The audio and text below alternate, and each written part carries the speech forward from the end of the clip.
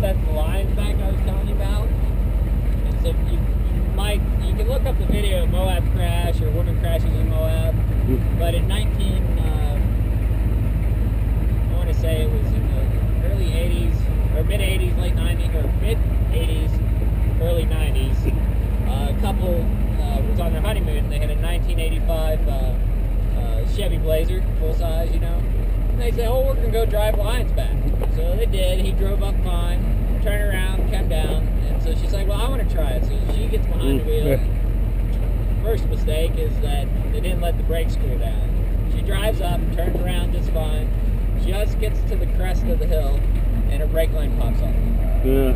She gets a little bit down where the rock starts, it has a little bubble in it, hits that, goes airborne, knocks it into neutral. So now she has no brakes and she's in neutral. And so the video shows her bouncing, and she did a really good job. She's bouncing left and right, and finally comes off about 30 feet from the ground and hits about 50 miles an hour. Now what's interesting is that she broke her wrist, but her husband in the passenger seat broke his foot. He was all the way down and kept trying to hit the brake. So this is during a Jeep Jamboree, so Jeep saw this and said, you know what, if you let us use your footage, give us the rights to your footage, we'll give you a Jeep. And so they saw the blades are bouncing down and crashing, and then they saw her driving up it, turning around in the Jeep and coming down lines back. And they got a free Jeep out of it. There was another group too, kids in a 1990 something 4Runner. They weren't so lucky. They went up it at night, probably drinking or whatever, turned around, and when it came off, they caught a bad line. And in between lines back where we are, there's a crevasse like this. And so they came off sideways, and the vehicle turned over and flipped and wedged 30 feet from the ground. And they had injuries and stuff. Well, it was Jeep Week, so they went to the hospital, got them out, had a couple broken legs or whatever. So then, by the time, I think it was like a day or two by the time the insurance inspector got out and went to the vehicle, there was no tires, there was no axles, the dash was gone, steering wheel was gone, they completely stripped the vehicle. And that was just everybody around, that wasn't the people who owned it. It's still there? Yeah, the vehicle's still wedged there, they can't get it out, there's no way they can get it out. You know, it's still wedged. Sky crane or black on white. It's not really good there.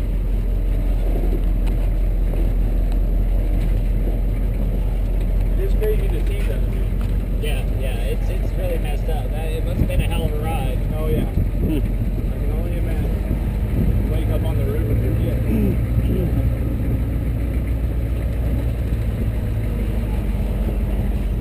These little palm things you've been seeing a lot. This is called yucca, and the roots are actually medicinal. It's good for like rheumatism or arthritis. Or I think the flower on top of the stem, it'll feel like a white flower. That'll turn, that's edible. And then like the pueblos, they would take the leaves and strip them, and then they weave them together. They make baskets, or sandals, or rope.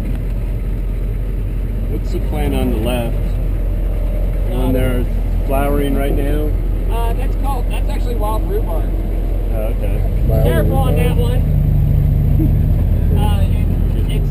It's the same rhubarb like you normally would eat. Except it probably wouldn't be as tasty because it's not enough water. Right. Alright, it's still cool to watch.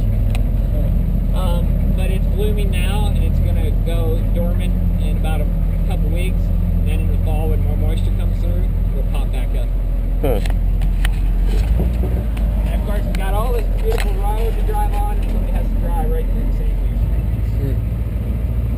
This is called Snaggletooth.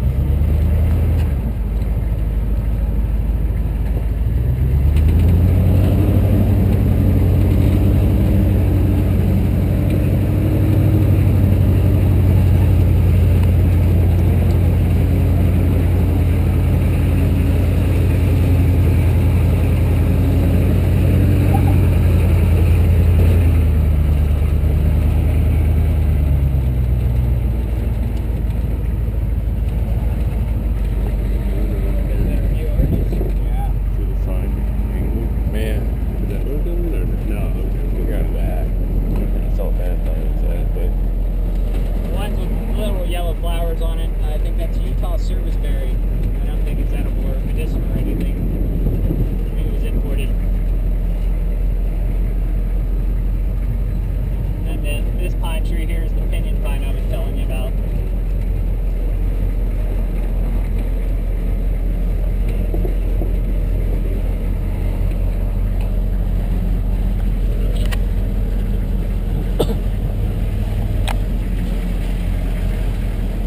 All this sandstone is normally white. It comes out of the ground, it's white, and it has such a high level of iron in it, it oxidizes and rusts. So that's why you get a lot of red sandstone.